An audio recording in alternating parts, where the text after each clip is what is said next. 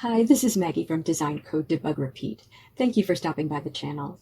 So I am a community college professor, but at one time I was also the distance learning coordinator at my college, and sometimes faculty seek me out for informal advice. Lately, that advice has been about ChatGPT. This is an old programming problem that I used to give, and this would be the sort of thing a student would take home and work on over the course of, say, a week.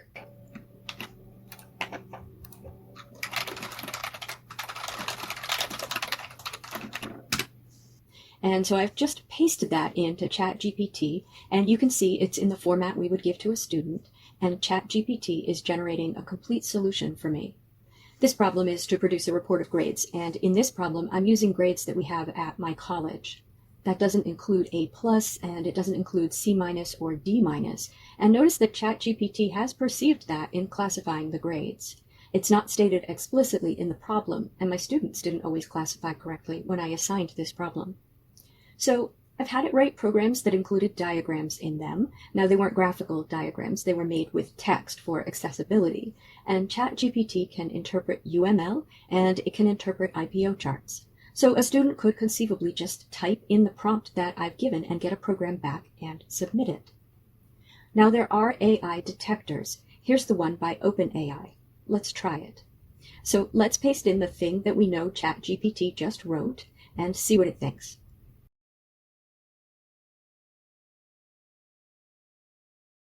Possibly AI generated.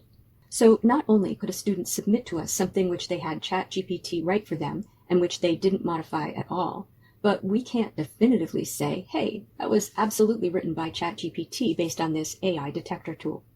So we have a problem in assessment. And I'm not saying there aren't other ways to catch this sort of cheating. The easiest is just to sit down with your student and have a conversation about the topic, or in my case, have them solve a similar programming problem. But I don't want to catch my students cheating. I don't want them to cheat at all. What I want is to take all value out of using ChatGPT in this way. So how do we do that? I'm going to tell you what I'm going to do from now on, and this is just a band-aid, and I'm not happy about it. But I'm going to give proctored exams now in my programming courses. And I think there are basically two options with the proctored exams relative to your course grade. One is that we make the exams such a high percentage of the grade that the student can't pass unless they pass the exams. I really don't like to do that because some students have test anxiety, and a student might be having a bad day, or it might encourage students, if it's an on-campus exam, to take the exam sick. I think there's a lot of reasons not to make that worth a high percentage of the grade.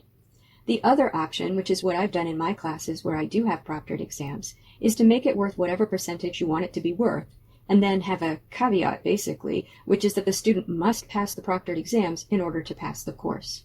So it's not that it's a super high percentage of their grade necessarily, it's just that they have to pass it.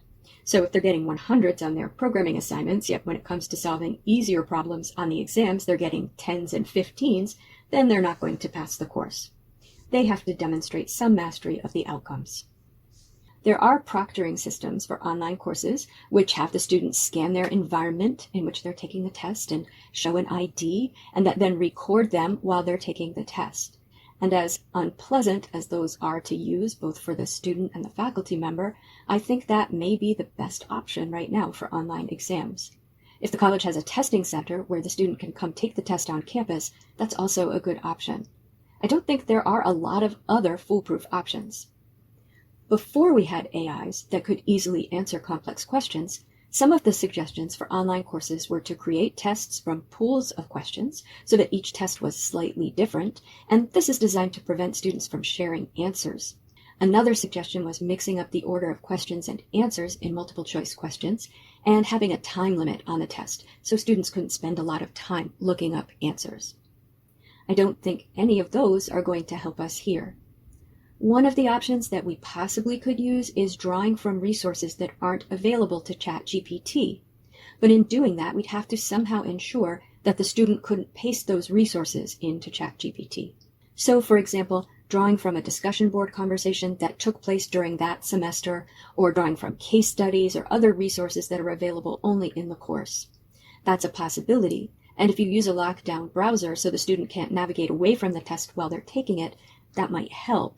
but it won't prevent them from using a tablet or other device if all you're using is the lockdown browser. So they could possibly visit the course on their tablet, take the discussion board posts or other resources from their tablet and paste them into ChatGPT with a question prompt, and then take ChatGPT answers and type it into the test in the lockdown browser. One rule I have for all of my programming assignments, and I don't know if this translates to other disciplines, is that students may not use programming constructs we haven't covered in the course yet. So, for example, if we haven't covered exception handling, it can't be in their solution.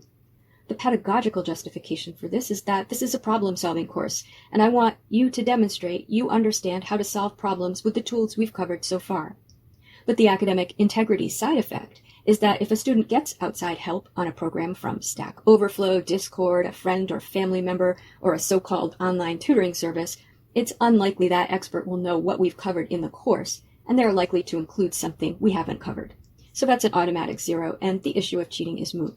But if the student types a prompt into ChatGPT, and ChatGPT offers a solution with constructs we haven't used, as in this example of a very low-level Python program, then if the student is savvy enough, they can have ChatGPT re-solve the problem without the offending constructs. So again, I do think proctored exams are a band-aid that assumes that our outcomes and our teaching methods and the whole structure of school is going to stay the same given this new technology. I don't know if any of that is true. I don't know what education looks like with ChatGPT. I think fundamentally we still want our students to learn to think, but how we get there might be completely different. Right now, I still believe that my students in introductory programming need to learn introductory programming or computational problem solving, and I'm going to use a calculator as an analogy. I don't know if it's an apt analogy or not, but students need to learn arithmetic before they can use a calculator to quickly do arithmetic for them in the exploration of higher level concepts. They need to know how to graph before they can use a calculator to graph quickly for them, again, so they can explore higher level concepts. I believe students need to learn low-level programming concepts before they can use a tool like ChatGPT to perhaps explore higher-level computer science concepts. So I don't know how ChatGPT is going to change our outcomes. I don't know if it's always going to be necessary for students to learn this kind of programming. So this is a really interesting time, and it's a little bit disorienting. I hope that we figure it out soon because I really don't want to rely on proctored exams. Most students don't cheat, and it feels like a punishment to those students. And I liked my courses the way they were structured. But I think many of us, our students especially, are accustomed to turning to Google when we have a question, and ChatGPT is a lot like Google in the way that we access it and ask it questions, but the answers that it produces are much more sophisticated. So I understand why it's tempting, or even natural, and why students turn to it. But we need to ensure that they're able to engage in the higher level thinking, and we need to ensure that even with these tools available, that our courses maintain their integrity, and that we are assessing our students' ability to engage in higher level thinking, and not their ability to Google or ChatGPT. If you have ideas about how you're going to handle ChatGPT, I would love to learn about them. I think this is something that we all need to work on together. I hope you found the video helpful. I know I have more questions than answers, but these are the strategies that I plan to use for the near future. As always, have fun and keep coding and keep teaching.